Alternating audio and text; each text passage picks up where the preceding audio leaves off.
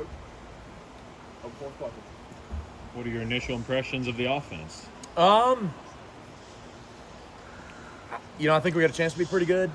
Chance is always just a chance, till you get it kind of going together. I do think that we're mature in the right places. I think we're really talented young. Now that doesn't amount to much, right? And there's a lot of the thing that we're going to have to combat, particularly this fall, is we're finally to the point where everyone's telling us how good we are, and we are good.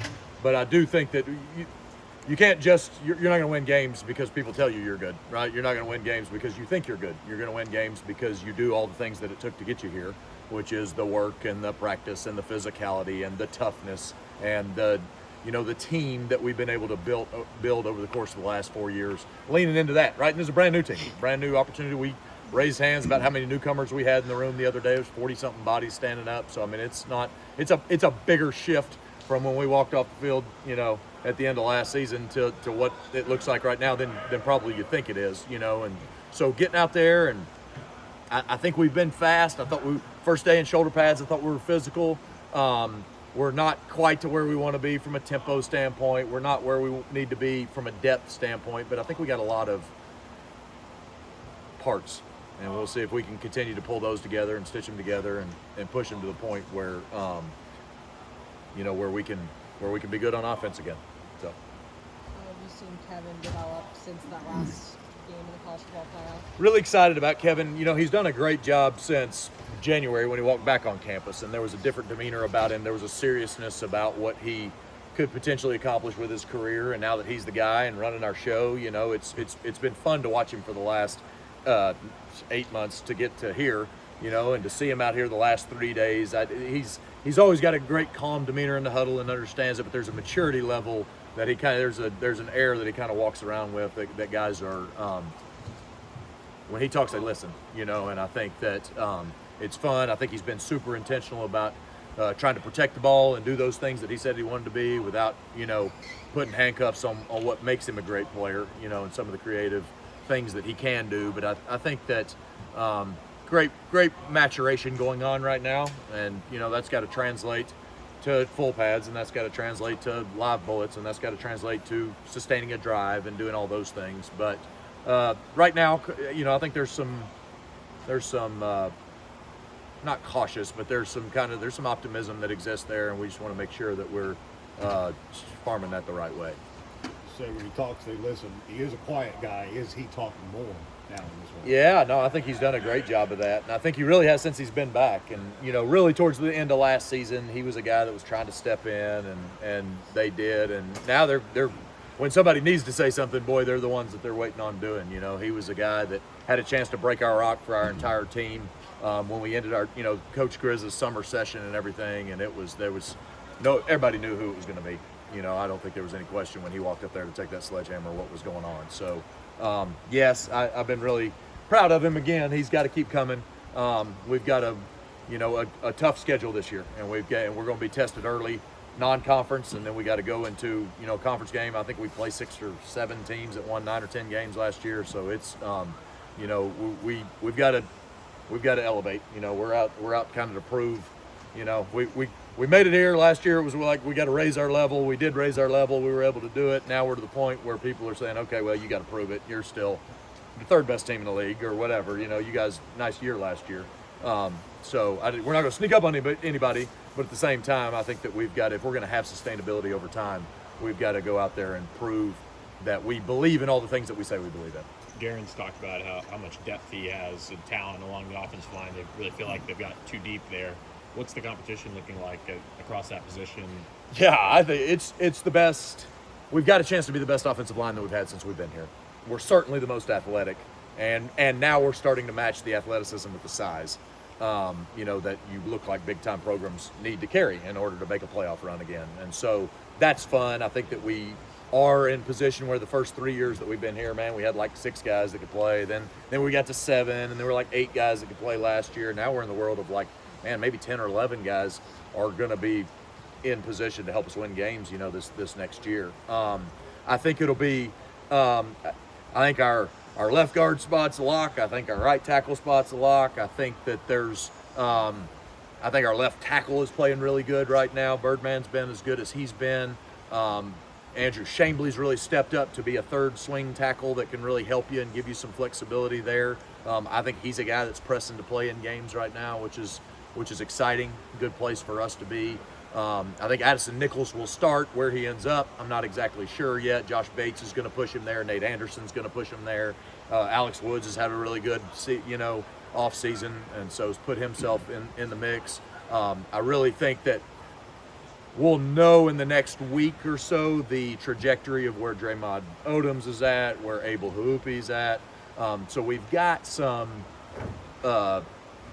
we got a lot to work with. We'll see. There's where it ends up. I don't know ultimately, but we are athletic. We are serious. Coach Justice has done a great job not only building that room but bringing them together, and that's one of the hardest things to do. And I think that we've got they're a serious, fun group that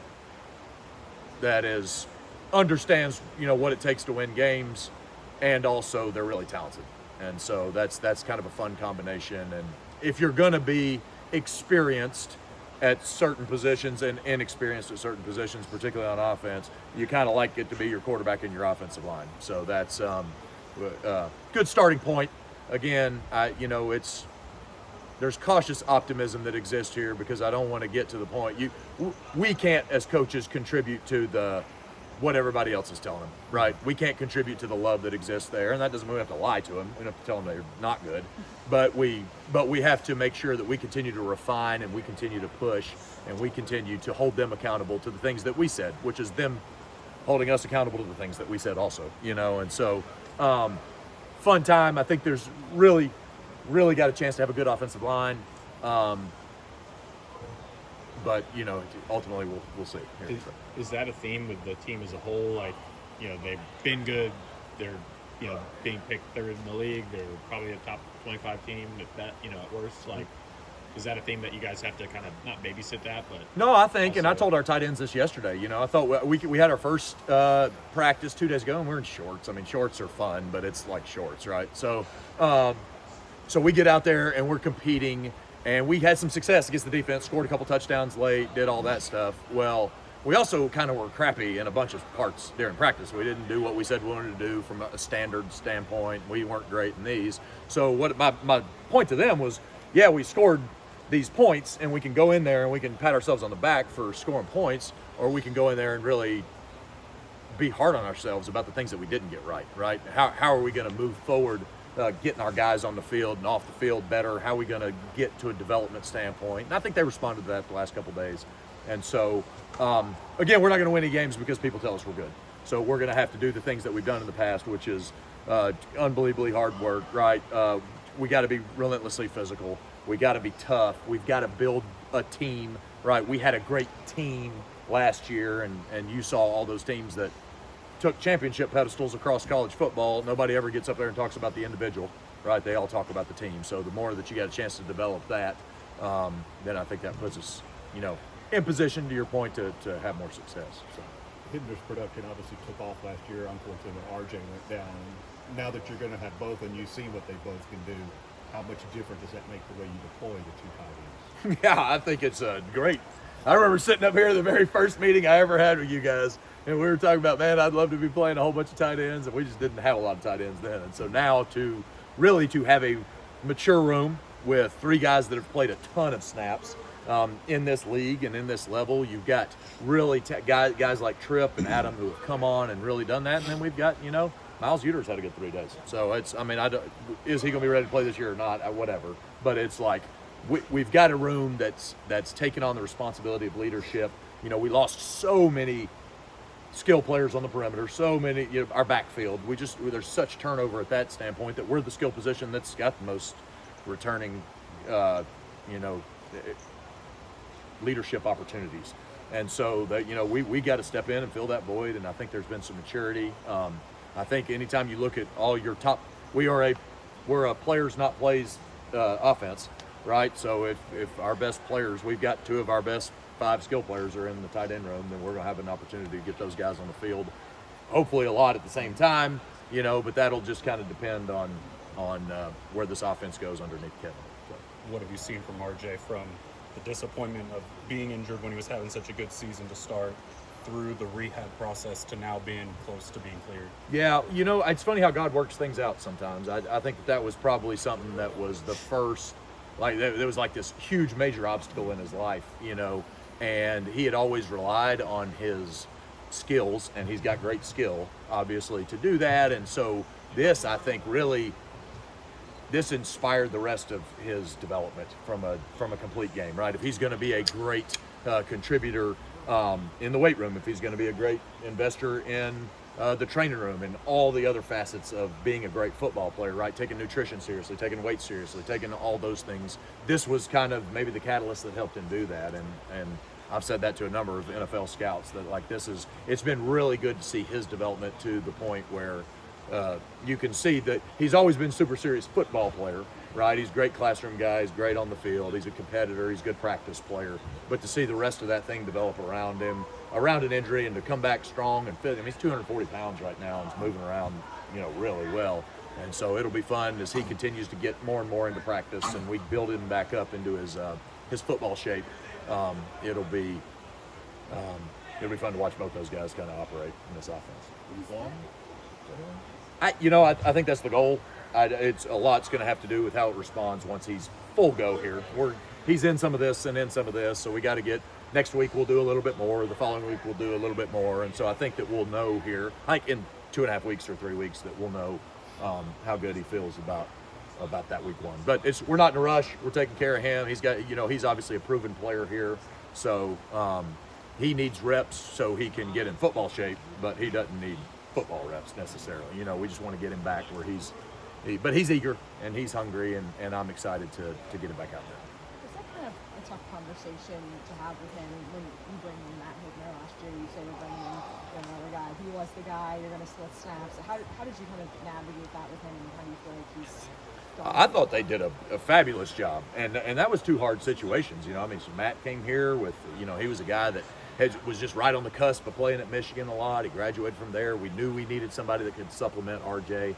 We had Ben Redding played really good snaps for us in 22, and then RJ really carried us in 23, right? And by the end of the season when he was playing 60 plus snaps, there was impossible sustainability, and he knew that. And there was conversations about that early in the 23 season, later in the 23 season. Like, we need to go get somebody that can help supplement this, so you can play 40 great snaps, and we can find somebody else that can play 40 great snaps. And so, anytime you take two talented as individuals as they are, and I think that RJ was the established guy, but had a real mature sense of that. Matt was kind of an unproven guy, but had just won a national championship. He came in, was really humble. They both did the work that they had to do. I told him to trust the offense. This is an offense that has supported two tight ends through its history, and so it's just stay the course with what's going on there. And I was proud of those guys. They leaned into each other. They trusted Coach Lashley, and they trusted our system and what it was that we did. And they ended up having almost identical stats, by the end of that thing. But it was the thing that I was most proud of, right, is RJ catches his touchdown to break the school record, and the first guy that meets him there to pick him up is Matt, right? And then so we beat Pitt. Matt scores his first ever career touchdown. He's running down there. The very first text message that I've got on my phone post game is RJ's, with a picture of Matt running down the sideline. So they really leaned into that, and I think that they enjoy the fact that they got two guys that can be in there, because